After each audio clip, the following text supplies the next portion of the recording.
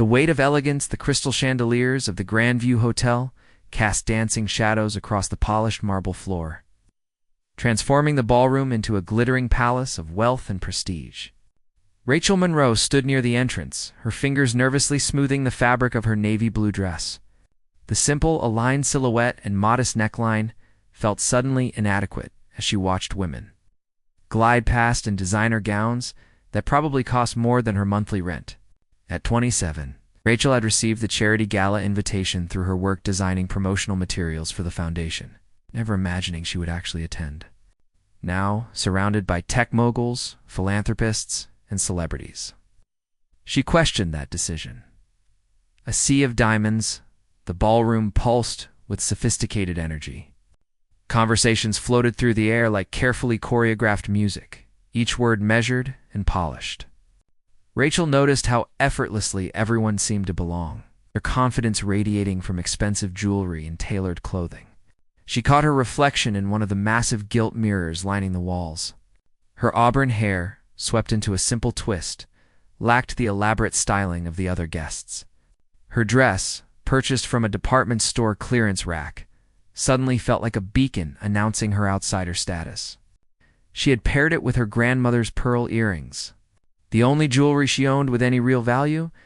Though their worth was purely sentimental, the invisible woman Rachel moved slowly through the crowd, careful not to bump into anyone or draw attention to herself. She had always been comfortable in the background, observing rather than participating. Her work as a graphic designer suited this temperament perfectly. She could create beauty for others while remaining unseen. But tonight, her invisibility felt different. It was not a choice, but an imposition, a result of not fitting into this world of excess and display. She found refuge near a towering arrangement of white roses and orchids, pretending to admire the flowers while actually using them as a shield. From this vantage point, she had watched the elegant dance of social networking without participating in it. Dreams and reality as she stood there. Rachel allowed her mind to wander to her true passion. For years, she had dreamed of opening a small art studio, a place where she could teach painting and design to young people who could not afford expensive classes.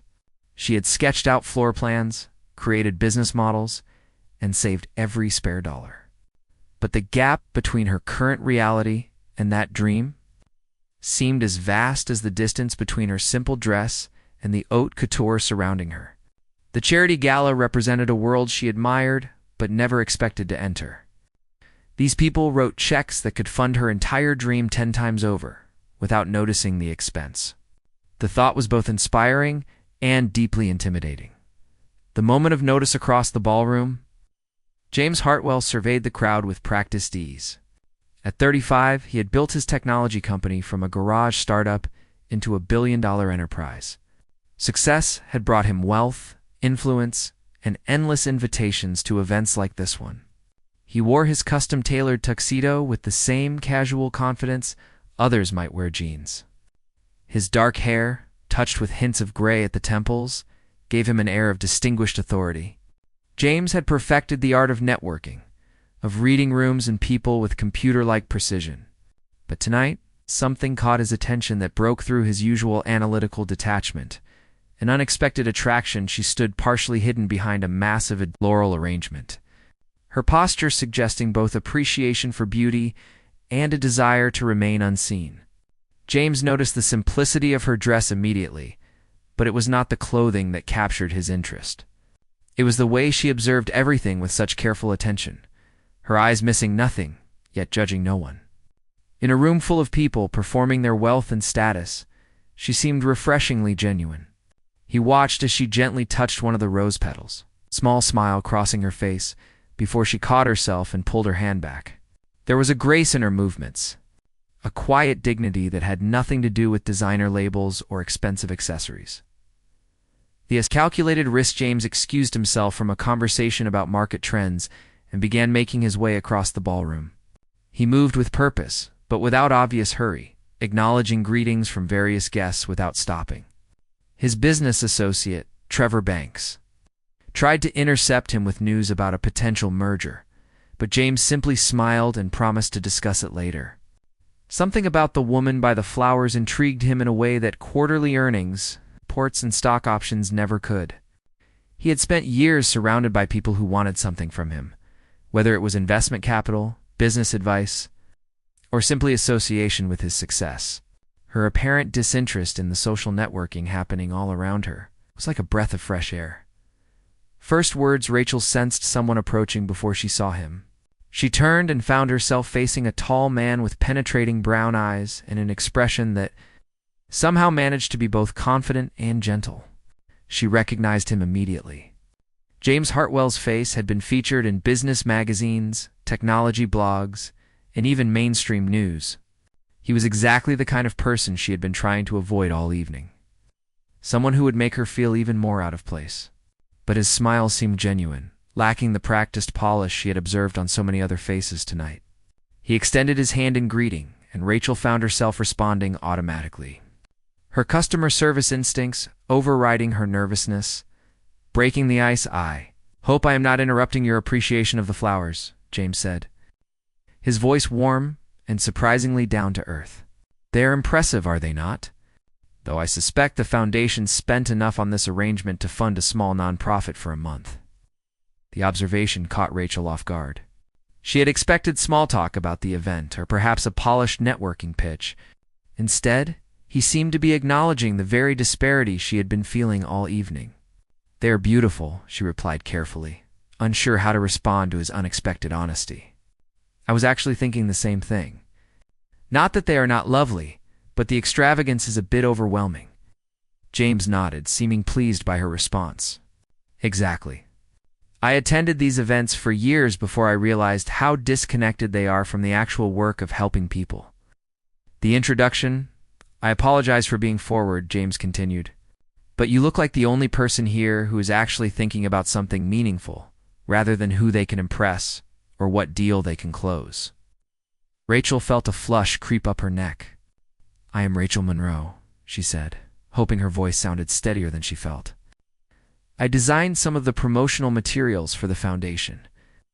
James's eyes lit up with recognition and what seemed like genuine interest. "The autumn campaign materials? Those were exceptional. The visual storytelling was far more effective than the usual charity advertising. You have real talent." The compliment caught her completely unprepared.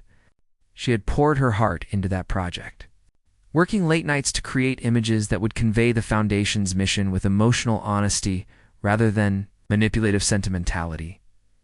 An unexpected invitation before Rachel could formulate a proper response. The orchestra began playing a waltz. James glanced toward the dance floor, then back at her with an expression that mixed hope and uncertainty. It was the first time all evening that Rachel had seen anyone at this event look genuinely vulnerable. "I know this is unconventional," he said, "but would you consider dancing with me? I have spent the entire evening making small talk and pretending to care about stock portfolios. I would really appreciate a few minutes with someone who seems to actually have thoughts deeper than their bank account." Rachel's immediate instinct was to refuse. She had not danced in public since high school, and the idea of being on display with someone as prominent as James Hartwell was terrifying. Every eye in the ballroom would be on them, judging her simple dress and undoubtedly finding her lacking the courage to accept, but something in his expression stopped her from declining. Despite his wealth and power, he seemed lonely in a way she understood completely. He was not asking her to dance because she was the most beautiful woman in the room, or because it would benefit his social standing. If anything, dancing with her would probably raise eyebrows and generate gossip. He was asking because, like her, he was tired of pretending. Rachel took a deep breath, feeling her grandmother's pearls warm against her skin. She thought about all the times she had stood on the sidelines, watching life happen to other people. She thought about her dreams of the art studio and how she would need to take risks to make them real. Most of all, she thought about how she had come to this gala hoping for some kind of transformation, even if she had not been able to articulate what that might mean. "Stepping into the light, yes," Rachel heard herself say, surprised by the steadiness in her voice. "I would like that." James's smile broadened with obvious relief and pleasure. He offered his arm with old-fashioned courtesy, and Rachel placed her hand on his sleeve, feeling the quality fabric under her fingers. As they walked toward the dance floor, she was acutely aware of heads turning and conversations pausing. She could almost hear the questions forming in people's minds.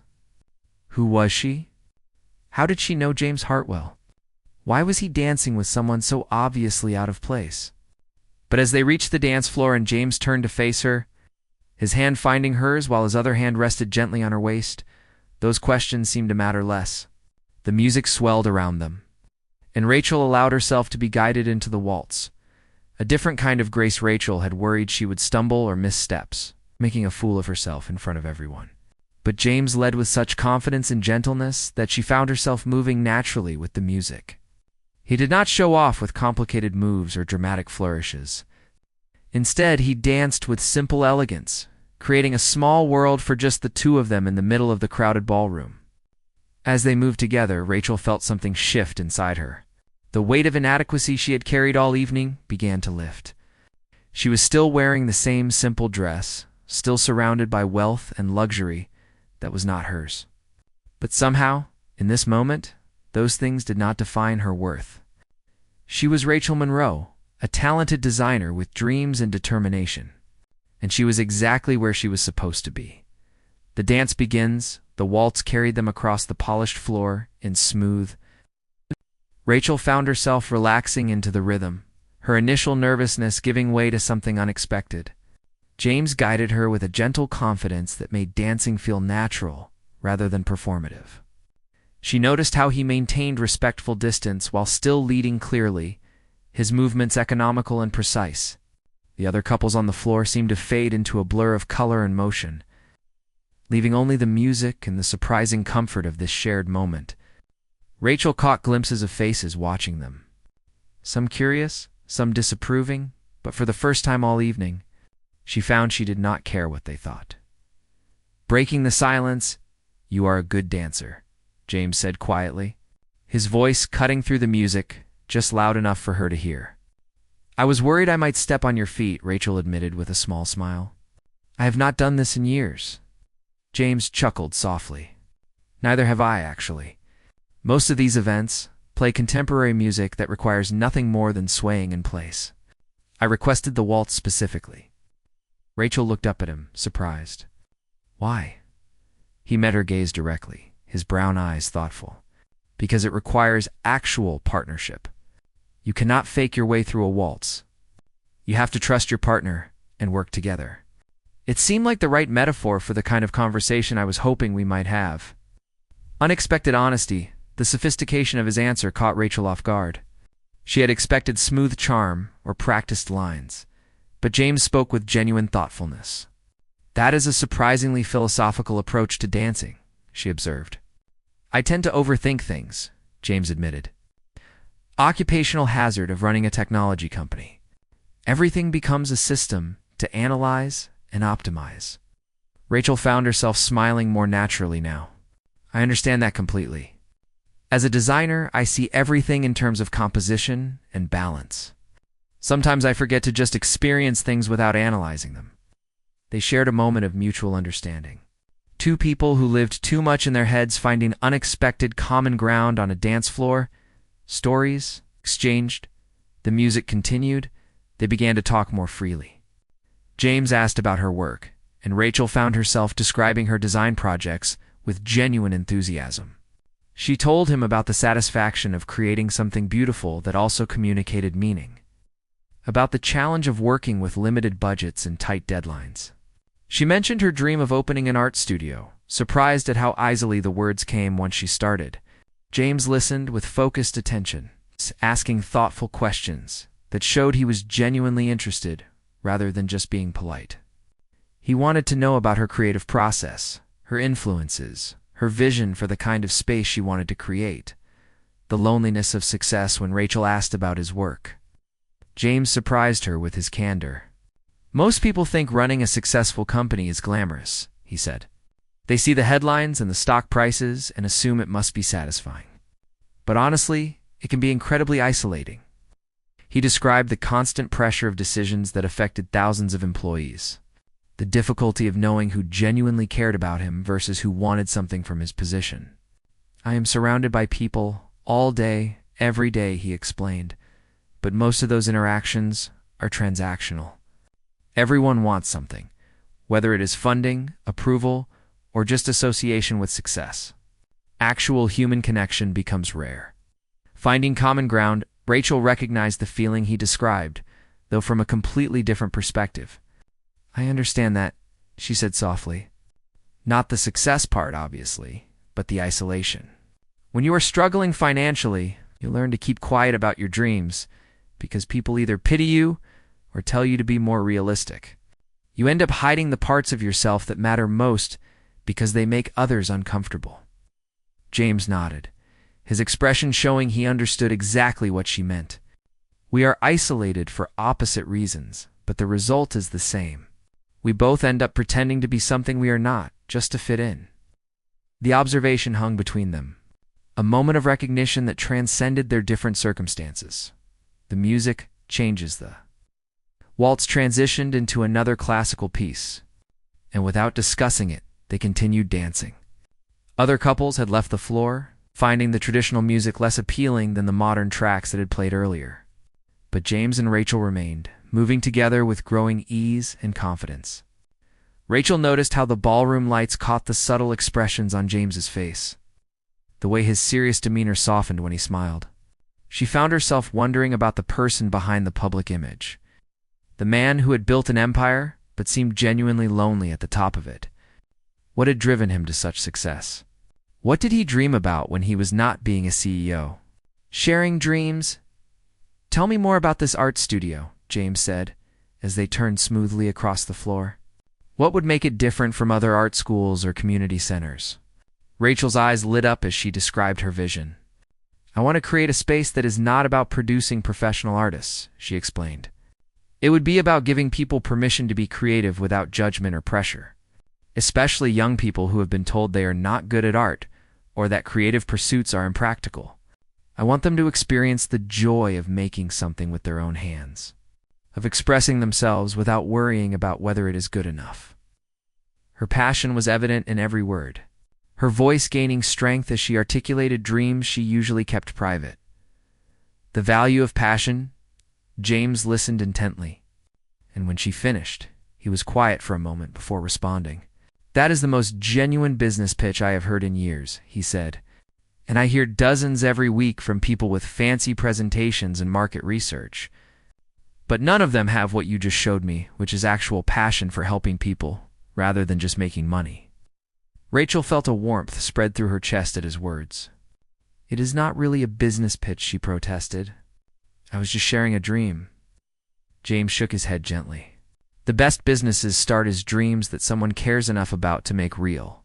The financial models and growth strategies come later. What matters first is having something worth building." Different perspective as they danced. James shared his own journey. He described starting his company in a cramped apartment, working 18-hour days while eating ramen noodles and wondering if he was delusional for thinking he could succeed. "Everyone talks about the success," he said, "but they forget about the years of failure and doubt. I nearly gave up a dozen times. What kept me going was not the dream of being wealthy.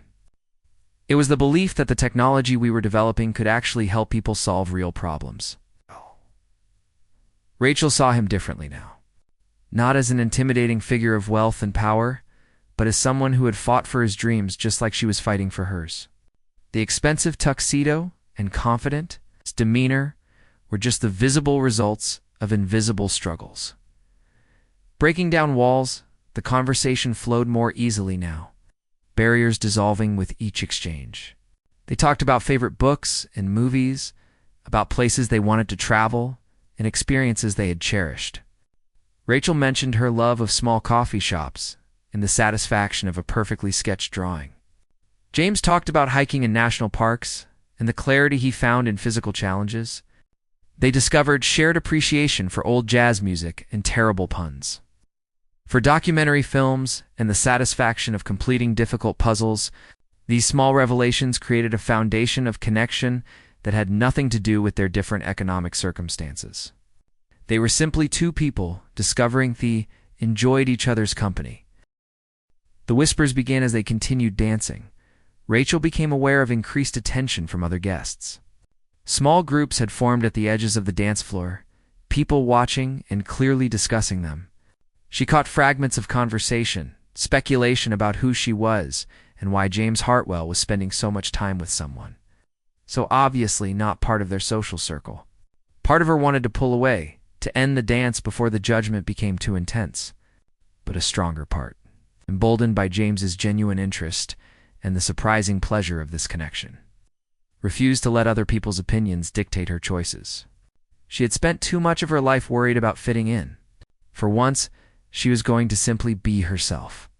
A moment of courage. They are talking about us, Rachel said quietly, acknowledging the obvious. James glanced around the room, then returned his attention to her with a slight smile. They are always talking about something, he replied. That is what people like this do when they are not sure how to actually connect with each other. They observe and judge and gossip because it is safer than being vulnerable. He paused, then added more seriously, but if this is uncomfortable for you, we can stop. I did not mean to put you in an awkward position. Rachel considered this, then surprised herself with her answer. Actually, I think I am done caring what they think. For the first time tonight, I am actually enjoying myself. Why should I give that up because strangers disapprove? Recognition of worth. James's expression showed both admiration and relief. That is exactly the attitude I wish more people had, he said. The courage to value your own experience over other people's judgments. Most of the guests here tonight will go home having accomplished nothing except maintaining appearances. But you came here despite feeling out of place, and you were choosing to be authentic, even when it would be easier to hide. That takes real strength. His words struck Rachel deeply. She had always thought of herself as timid, someone who avoided confrontation and sought safety in the background. But maybe there was a different kind of courage in showing up honestly, in refusing to pretend to be something she was not. Maybe authenticity was its own form of bravery. The music slows as the current piece drew to a close. The tempo slowed into something more intimate. The few remaining couples on the floor moved closer together, swaying more than dancing. James adjusted his hold slightly, and Rachel found herself closer to him than before. She could smell his cologne, subtle and expensive, and feel the steady rhythm of his breathing. The moment felt suspended somehow, existing outside the normal flow of time. She was acutely aware of his hand on her waist, of the warmth of his palm against hers. The ballroom, with all its opulence and judgment, seemed to fade away, leaving only this quiet bubble of connection. Rachel looked up and found James already watching her, his expression unguarded and sincere. Words unspoken, neither of them spoke. But something significant passed between them in that look. An acknowledgement of the unexpected nature of this encounter, of how a simple invitation to dance had evolved into something more meaningful. Rachel saw in James's eyes a loneliness that matched her own, a hunger for genuine connection in a world that often valued surface over substance. She wondered if he saw the same thing reflected back in her gaze. The hope that maybe this moment was not just a pleasant anomaly, but the beginning of something real. The music ended, but they remained standing together for a heartbeat longer than necessary. Neither quite ready to break the spell, a gentle transition finally. James stepped back slightly, though he kept her hand in his. Would you like to get some air? He asked. There is a terrace that overlooks the city. It is much quieter than in here. Rachel nodded, grateful for the suggestion. The ballroom had grown warmer, or perhaps that was just her own increased awareness of being watched. James led her off the dance floor, navigating through the crowd with practiced ease. People tried to catch his attention, but he acknowledged them with polite nods without stopping. His focus remained on Rachel, on ensuring she felt comfortable and protected from the scrutiny of curious eyes. They passed through tall French doors onto a wide stone terrace, lit by elegant lanterns and the glow of the city beyond. The terrace sanctuary. The cool evening air was a welcome relief after the closeness of the ballroom. The terrace was nearly empty, just a few other couples scattered at the far ends, giving them privacy. The sounds of traffic and city life drifted up from below, a distant reminder of the real world beyond this evening of luxury. Rachel walked to the stone railing and looked out at the sprawling cityscape, lights twinkling like earthbound stars. James stood beside her, close enough that their arms nearly touched, but still maintaining a respectful distance. For a moment, they both simply appreciated the view and the relative quiet, letting the intensity of the past hour settle into something calmer but less significant. "Honest reflections, thank you for the dance," Rachel said after a while. "And for the conversation. I came here tonight expecting to feel completely out of place, and you somehow made me feel like I belonged." James turned to look at her, leaning one elbow on the railing. "You did belong, Rachel. More than most of the people in there. They belong to that world of wealth and status. But you belong to something more important. You belong to yourself. You know who you are and what you value. That is increasingly rare, especially in circles like these." His words carried weight, the observations of someone who had spent years navigating the complicated waters of success and social expectation. Rachel felt tears prick at the corners of her eyes, moved by his understanding. Building trust. "Can I ask you something?" Rachel said, turning to face him more directly. "Why did you really ask me to dance?" "I do not think it was just because you were bored with small talk." James considered the question seriously before answering. "Honestly, because you looked like the only genuine person in the room. Everyone else was performing their wealth, their status, their importance. But you were just quietly being yourself, finding beauty in flowers, and trying not to take up too much space. It reminded me of who I used to be before success complicated everything." He paused, then added, "And because I was lonely, really deeply lonely in a way that has nothing to do with being alone and everything to do with not having real connections." Vulnerability shared. Rachel understood that feeling completely. "I spend most of my time alone," she admitted. "Working from home, focusing on building my skills and saving money for the studio. I tell myself it is a necessary sacrifice, but sometimes I wonder if I am just hiding from the risk of letting people see the real me. What if they do not like what they find? What if my dreams are not as meaningful as I think they are?" James reached out and gently took her hand, the gesture both comforting and electrifying. "Your dreams are meaningful, Rachel. Not because of what others think of them, but because they matter to you. And the fact that you are willing to sacrifice and work toward them shows they are real, not just fantasies." A promise of more, they stood together in companionable silence, hands linked, looking out at the city lights. Rachel felt something shifting inside her, a sense of possibility she had not experienced in a long time. This evening had started as an ordeal to endure, but it had transformed into something unexpected and precious. She had found not just validation, but genuine connection with someone who understood loneliness and aspiration in ways her usual social circle could not. The future remained uncertain, full of the same challenges and struggles she had faced before tonight. But somehow, she felt stronger now, more capable of pursuing her dreams with confidence rather than apologetic hope. And standing beside her was someone who seemed to believe in those dreams as much as she did. New perspectives. The city sprawled before them like a living organism, its lights pulsing with the rhythm of countless lives being lived. Rachel felt the cool breeze ruffled her hair, loosening a few strands from the simple twist she had fashioned earlier. She no longer cared if she looked perfectly put together. Something had shifted during that dance, during the honest conversation that followed. She had stopped performing inadequacy and started simply existing as herself. James still held her hand, his thumb occasionally moving in small, unconscious circles against her palm. The gesture felt natural rather than presumptuous, a continuation of the connection they had built on the dance floor. Rachel found herself wondering what would happen when this evening ended. When the magical suspension of normal life gave way to mundane reality. "Questions of reality, I have to admit," Rachel said, breaking the comfortable silence. "Part of me keeps waiting to wake up and find this was all a very strange dream. Things like this do not happen to people like me."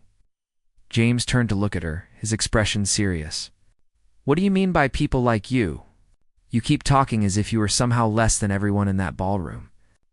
But from where I stand, you have something most of them lost years ago, assuming they ever had it at all." Rachel struggled to articulate feelings she had carried for so long they felt like fundamental truths. "I mean, people who are still figuring things out, who have more dreams than resources, more ambition than opportunity. People wearing clearance rack dresses to galas. Challenging assumptions, James shook his head firmly. The dress is just fabric, Rachel. It does not define your worth any more than my tuxedo defines mine.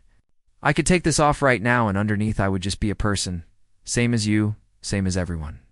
We have let superficial markers become proxies for value, and it is destroying our ability to see what actually matters. He gestured toward the ballroom behind them. Half the people in there are drowning in debt trying to maintain appearances. They lease cars they cannot afford, wear jewelry that is mortgaged, and put on performances of success while lying awake at night terrified someone will discover they are frauds. At least you are honest about where you are and where you want to go. The weight of success, but the difference, Rachel countered, is that you actually achieved what you set out to do. You built something real and successful. I am still at the starting line, hoping I will get a chance to run the race. James was quiet for a moment, choosing his words carefully. Success came with costs you might not see from the outside. I have wealth now, yes, but I also have constant pressure, endless obligations, and the knowledge that thousands of people depend on decisions I make every day. I have acquaintances, but few real friends, because most relationships feel transactional. I go to events like this one and feel completely alone in a room full of people. He looked at her intently. Until tonight. Until I saw you and took a chance on genuine connection. Offering support, Rachel felt her heart rate quicken at the intensity in his voice. What are you saying, James? He took both her hands now, turning to face her fully. I am saying that meeting you tonight reminded me what authenticity looks like. It reminded me why I started my company in the first place, which was to create something meaningful, not just profitable. And I am saying that I would like to help you make your dream of the art studio real. Rachel pulled back slightly, sudden wariness replacing the warmth she had been feeling. I did not tell you about my dream to get funding. I was not trying to manipulate you or use our connection for financial gain. Her voice carried an edge of hurt that she could not quite suppress.